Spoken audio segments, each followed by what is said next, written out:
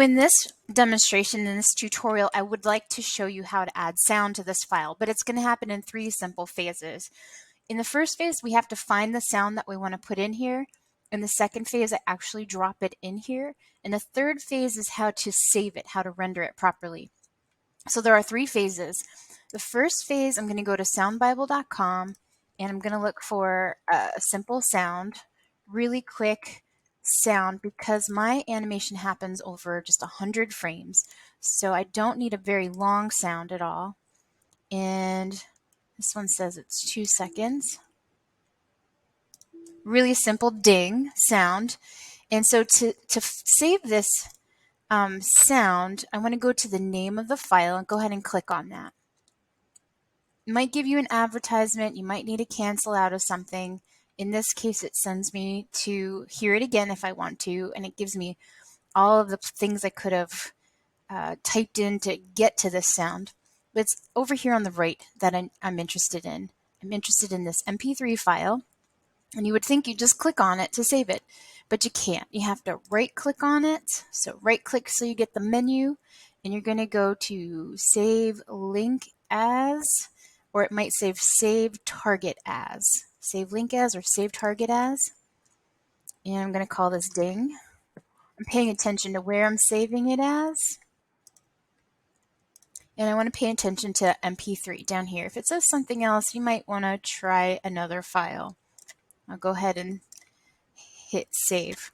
Now my computer, my security settings are a little bit weird, so I have an opportunity to see discard if I don't want to save it or I want to keep it. So I'm going to keep this file and let it download. I can go back to Blender, and typically when we have been working with the timeline, we see just what I have on the screen. We've never changed it, but there are other options down here, and I'm interested in switching it to the video sequencer. So normally we're on timeline. This time we're going to go to video sequencer.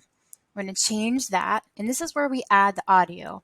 And as simple as it needs to be, I'm going to go to add sound. It was saved on my desktop as ding, so it's important to know where you save things as so that you know where to find it. Hit the sound, add the sound in, and I'm going to go to my, you can see it did add the sound in. I'm going to go to my timeline again and hit play.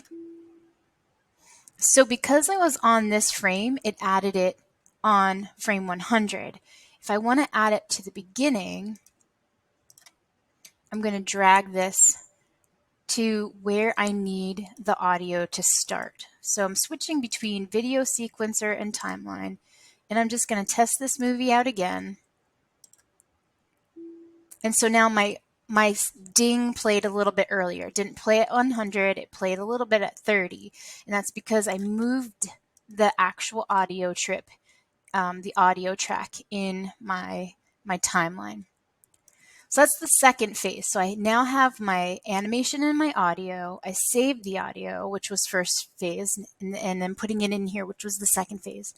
But now I want to save this. I want to render it so that I can put it on my YouTube channel or do something with it. So to save it, I need to go to Output Settings, which is this little printer type button.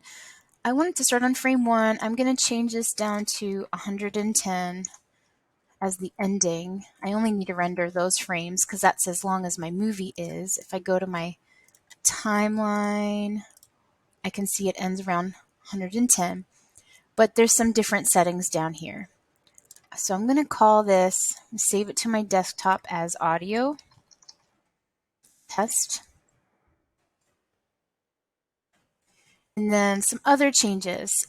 By default, the PNG is there. We know that. We always have to change it if we're rendering it as an animation. But this time, I want to change it to know that it has audio. So I'm going to pick this FFmpeg video. But there's some more settings I need to change. So down here, under encoding, I'm going to check out some of these things. I do have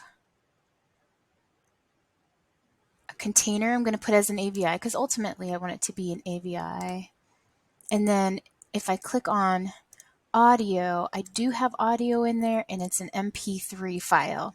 So you have to tell it that I have that in there and I do want it to render that as well. Finally, I can go to render animation, give it a little time to get through my 110 frames.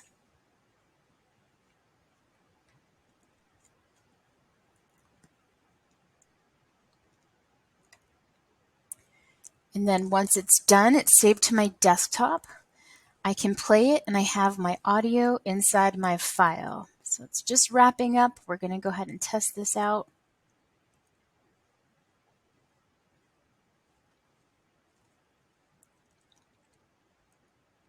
Ten more. Okay, so now it's done. I'm going to head to my desktop. I have my audio test file down here. And I have the audio inside my animation. Audio inside our Blender animations and audio inside our Blender projects.